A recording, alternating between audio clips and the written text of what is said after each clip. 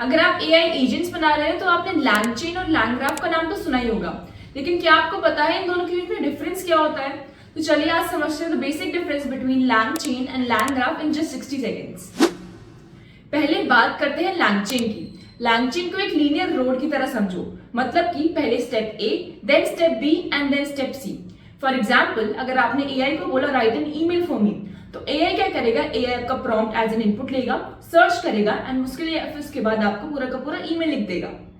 ये पूरा एक सिस्टमैटिक वे में चलता है, मतलब A के बाद B हुआ, देन उसके बाद C हुआ। इसी को कहते हैं LangChain।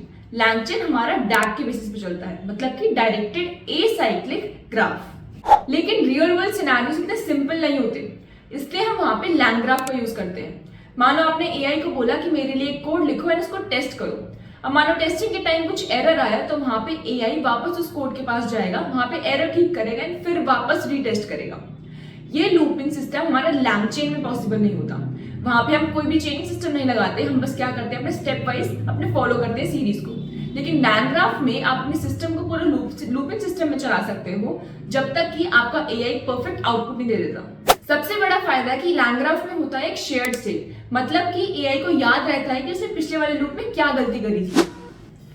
तो सिंपल है, अगर आपका टास्क सीधा है तो LangChain यूज करो, लेकिन अगर आपका टास्क थोड़ा कॉम्प्लेक्स है और उसके अंदर कुछ डिसीजन मेकिंग चाहिए तो आप LangGraph यूज करो। ऐसे ही कॉन्सेप्ट को सिंपल लैंग्वेज में समझने के लिए फॉलो करें चैनल इनसाइड पे। आपको वीडियो पसंद आई हो तो लाइक एंड शेयर जरूर करना।